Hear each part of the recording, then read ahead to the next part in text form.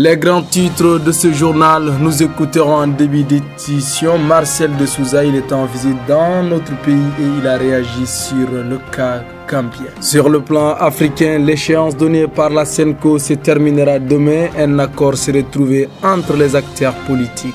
Actualité santé de ce journal, un vaccin à 100% réussite contre le virus Ebola a été trouvé selon ses fabricants.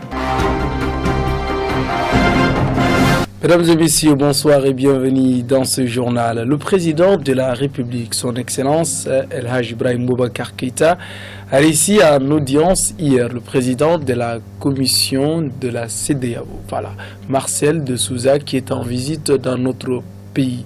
Au sortir de cette rencontre avec le chef de l'État, Marcel de Souza a réagi sur le cas gambien. Écoutons l'extrait de son intervention. Les élections ont été en faveur de Adama Barrow et donc le président Yahya Jammeh a perdu les élections. Et donc la grandeur d'homme d'État devait lui permettre plutôt de se retirer, puisqu'il a même reconnu et a félicité Adama Barrow. Et maintenant, les chefs d'État ont désigné le président Bouhari pour être le médiateur, lui porter le message des pairs de la CEDEAO, l'inviter et lui offrir une porte de sortie honorable. Mais s'il ne le fait pas, dans ce cas-là, on a mis les forces d'attente en alerte. C'est comme l'épée de Damoclès.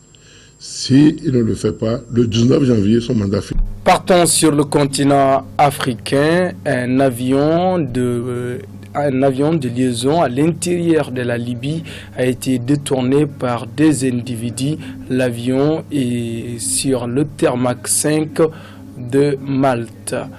Khalif Ahmed Konaté nous explique.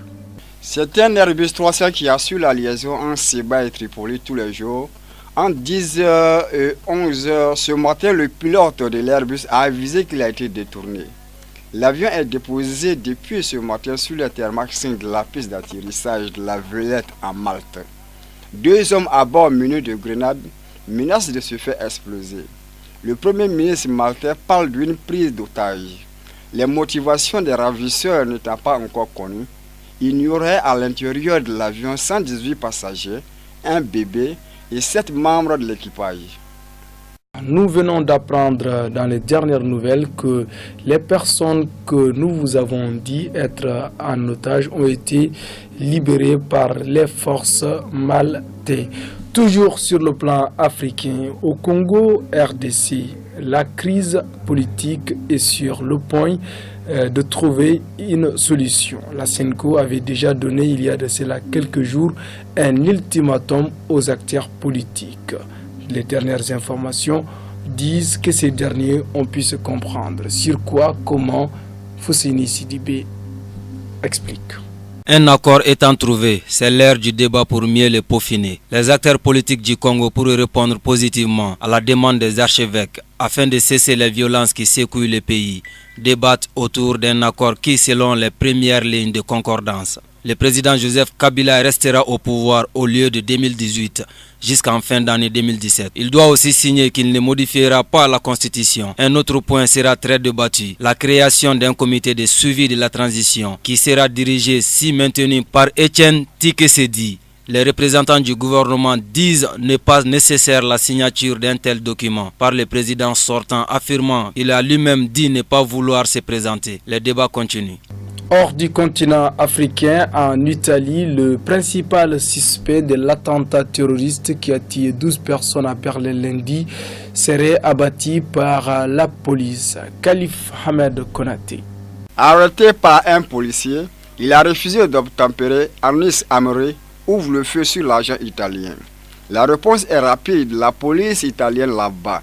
L'homme le plus recherché de l'Europe depuis lundi meurt à Milan. Il a foncé lundi soir à Berlin sur une foule dans un marché de Noël, tuant 12 personnes. L'annonce de sa mort est perçue comme un offre de soulagement par les Berlinois. La chancelière allemande et le ministre de l'Intérieur ont confirmé l'information. Groupe État islamique qui a revendiqué l'attentat a confirmé que c'est bien l'auteur de l'attentat et que c'est un de leurs combattants. Toujours sur le plan international, cette information qui va soulager beaucoup de personnes comme notre cadreur et tout le monde quand même. Ces vaccins qui viennent tout récemment d'être découvert par un laboratoire canadien, un vaccin qui dit 100% efficace contre le virus Ebola. Fousseini Sidibi. Selon l'Organisation mondiale de la santé, OMS, ce nouveau vaccin premier du genre serait efficace à 100%. Sur les 6000 personnes vaccinées, aucune n'a contracté le virus Ebola 10 jours après qu'il ait reçu l'injection. La commercialisation n'étant pas encore commencée. Toutefois, le laboratoire canadien qui a fait cette découverte avise qu'en cas d'épidémie, il y a 300 000 vaccins disponibles. Et nous allons terminer ce journal sur cette information sportive. La Confédération africaine de football CAF informe que les 3 noms retenus pour le titre de Ballon d'Or de l'année 2016 sont les joueurs suivants. L'Algérien, celui qui a été l'année dernière le meilleur joueur d'Angleterre, Riyad Mahrez de l'Algérie, qui joue dans l'équipe de Leicester City. L'autre nom, c'est Sadio Mané, le flamboyant attaquant, milieu attaquant du Sénégal, qui joue au niveau de Liverpool. Il joue également en Angleterre. Et l'autre, il joue en Allemagne. C'est lui qui détient le Ballon d'Or. Il s'agit de Pierre-Emerick Aubameyang de l'équipe de Dortmund. C'est entre les 3 hommes que sera donné, voilà, le champion, voilà, le meilleur joueur de l'année 2016. Mesdames et messieurs, c'est l'essentiel de l'information de ce vendredi. Nous vous donnons rendez-vous demain samedi. Nous vous souhaitons une excellente suite de programmes en compagnie de vos télé. Au revoir.